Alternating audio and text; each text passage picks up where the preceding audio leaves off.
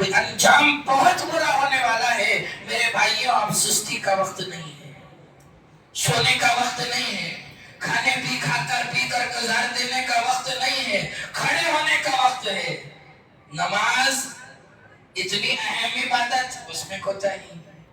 روزہ ابھی آنے والا ہے، ابھی آپ دیکھیں رمضان کے روزوں کا کیا حال، ابھی آپ خود جانتے ہیں کیا حال رمضان کے روزوں کا. چھوٹی سی بیماری کی وجہ سے روزہ ختم. کیا شکر ہوگا. خود تو بھی 10,000 دیتے دن بھر بھوک کر. شوگر کا مریض ہو گیا، اسے کون تو بھی آفر دیا 10,000 دیتے دن بھر بھوک کر. کیا کرتے ہیں؟ ایمانداری سے کیا کرتے ہیں؟ ایمانداری سے کیا کرتے ہیں؟ ایک سونے کا بسکٹ دیتے، ایک سونے کا بسکٹ دن بھر بھوک کر. کیا کرتے ہیں؟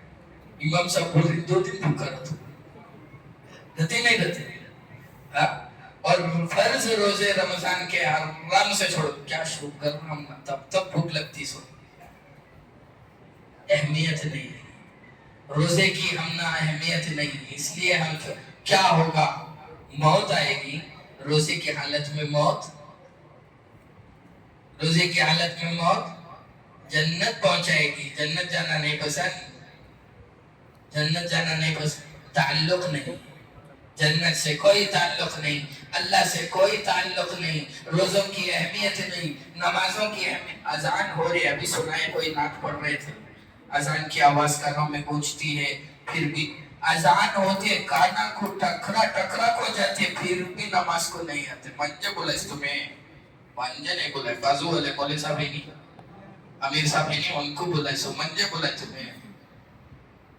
بھائی میں کام میں مصروف، جن پیسے کمانا ہے، شام تک کا ٹارگٹ پورا کرنا، نماز کی ماں سب منجے نہیں بولے. مسجد کسے بولے سو؟ کسے بولے سو؟ خالی جماعت والے کو بولے سو؟ نہیں، ہم نے نہیں بولے. صحیح بولو، ہمارے دل کے اندر یہ چنا خیال کہاں دل کے. اگر ایک اللہ اکبر کی صدا لگتے ہی ہماری دکانیں بند ہوتی ہیں تب انقلاب آئے گا.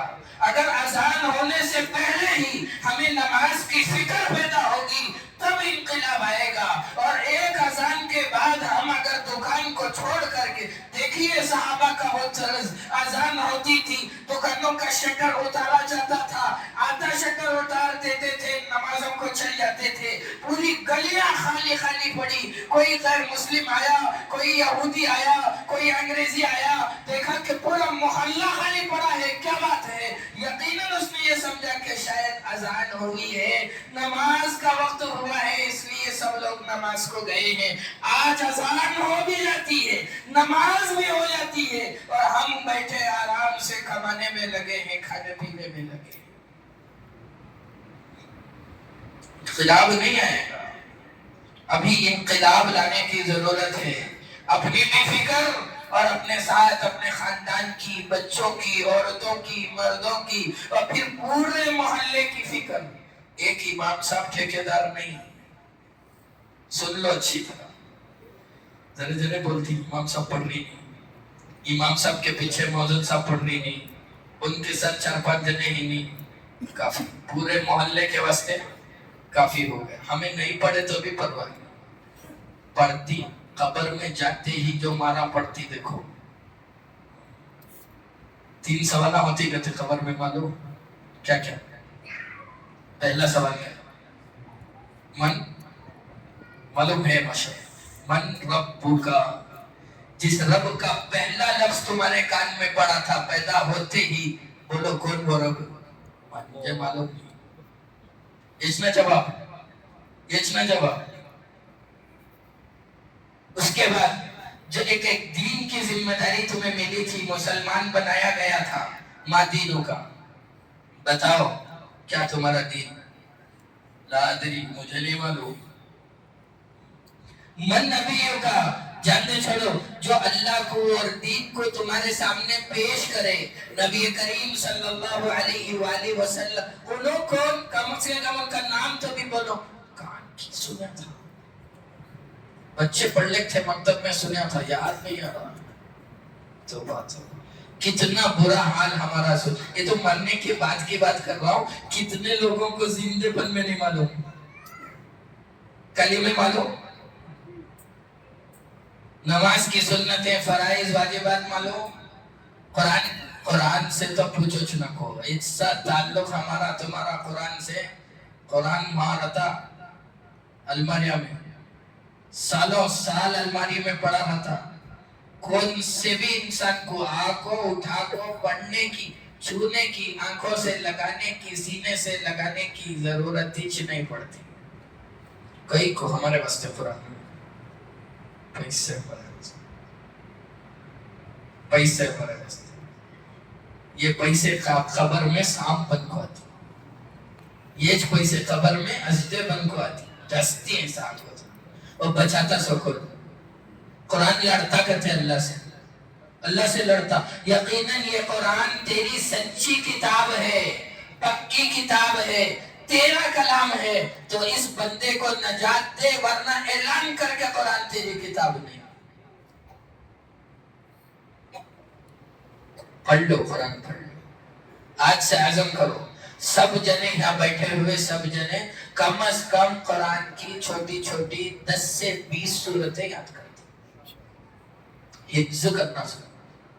انشاءاللہ جسے سہولت ہوگی وہ حفظ بھی کرے گا، پورا قرآن حفظ بھی کرے گا، لیکن کم از کم چھوٹی چھوٹی چند سورتیں، 10 سورتیں، 20 سورتیں یاد کر لیں، تاکہ ہم پڑھ سکیں، پڑھا سکیں. ہماری کم سے کم اتنا تو اللہ کو بول سکے. اللہ پورا نہیں تو بھی کم سے کم ایک چھوٹی سورت لے کو آیا، کیا بھی نہیں تو کم سے کم ایک چھوٹی سورت.